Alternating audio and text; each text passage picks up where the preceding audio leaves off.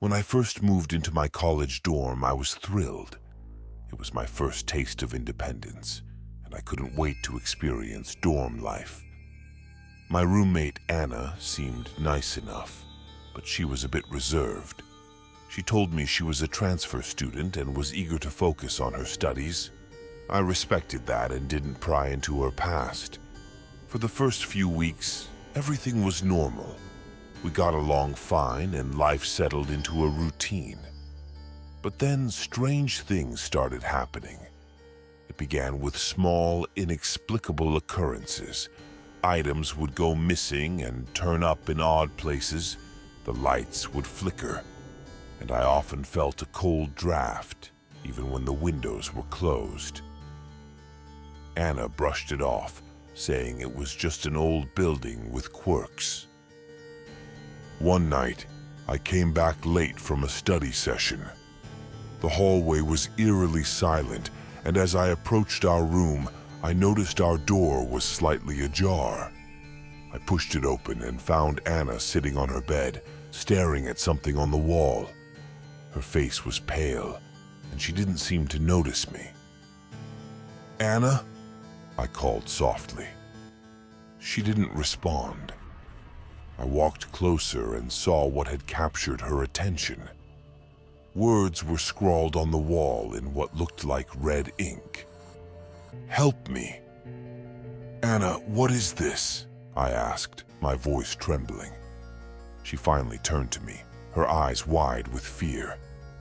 "It wasn't me," she whispered. "I swear it wasn't me." I believed her. We scrubbed the wall clean, trying to convince ourselves it was just a prank, but the atmosphere in the room had changed. It felt oppressive, like we were being watched. The next night I woke up to the sound of whispering. It was faint, almost like a breeze, but it was unmistakably a voice. I couldn't make out the words, but it sent chills down my spine. I turned on the light and the whispering stopped. Anna was sound asleep, oblivious to the disturbance. I tried to ignore the strange occurrences, but they only escalated. The whispers became more frequent, and I started seeing fleeting shadows out of the corner of my eye. One evening, I returned to find Anna frantically packing her things. "I can't stay here anymore," she said, her voice shaking.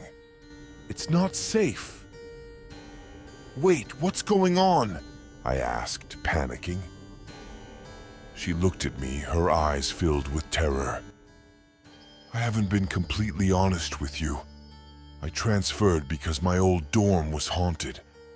I thought I could escape it, but it followed me here. The things you've been experiencing, they're because of me." I stared at her in disbelief. "You're saying this ghost followed you?" She nodded. "It's been with me since my freshman year. I don't know why, but it won't leave me alone. I thought I could outrun it, but it's getting worse." I didn't know what to say. Anna finished packing and left, leaving me alone in the room. That night, the whispers were louder than ever. I could hear them clearly now, repeating the same phrase over and over. "Get out." Sleep was impossible. Every time I closed my eyes, I felt a cold presence hovering over me. The air grew thick, and I struggled to breathe. In a panic, I grabbed my phone and recorded the whispers, hoping to prove to myself that I wasn't losing my mind. When I played back the recording, my blood ran cold. The whispers were there, clear as day. But there was something else, a low, guttural growl that I hadn't heard before. It sounded angry, menacing. The next morning, I went to the campus housing office and requested an immediate room change. They were hesitant, but when I showed them the recording, they quickly agreed. I moved out that same day, leaving behind the haunted room and its sinister presence.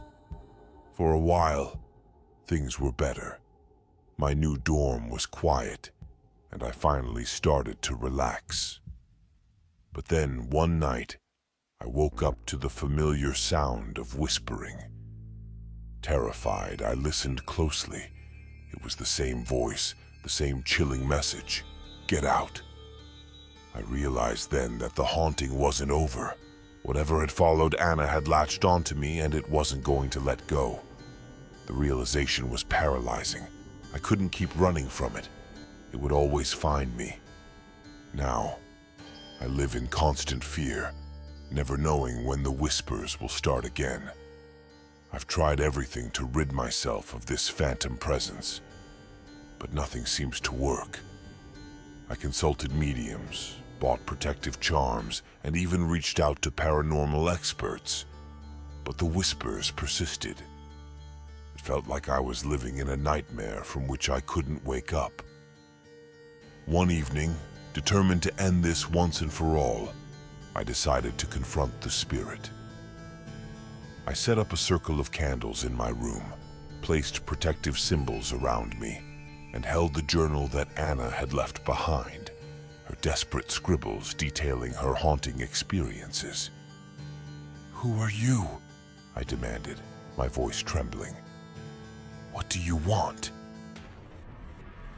The room grew colder, and the whispers began again, more intense than ever. The shadows on the walls seemed to come alive, writhing and twisting in the flickering candlelight. The whispers coalesced into a single haunting voice. "Help me." "What do you need?" I asked, trying to remain calm despite the fear clawing at my insides.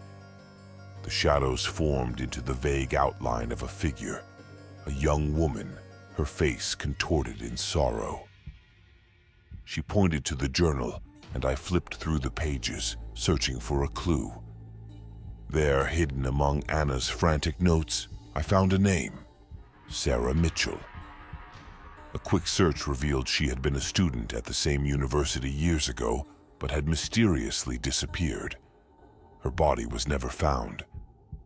I realized that Sarah was the ghost haunting Anna, and now me. She was trapped, seeking someone to uncover the truth of her demise.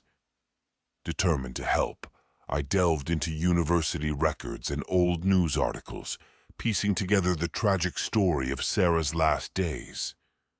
Sarah had been a promising student, but she had fallen victim to a stalker, a fellow student who had become obsessed with her.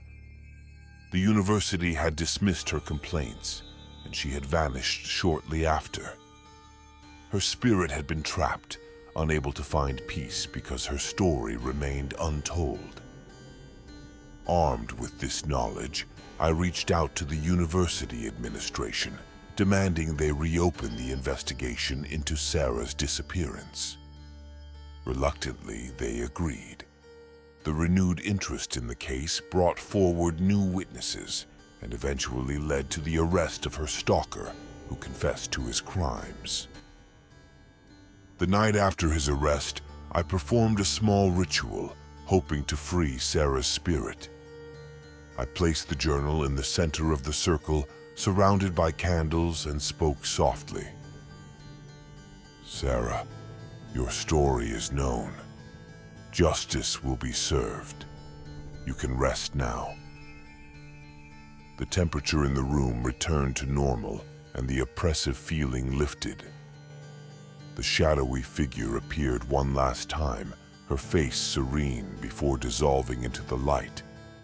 The whispers ceased, replaced by a profound silence.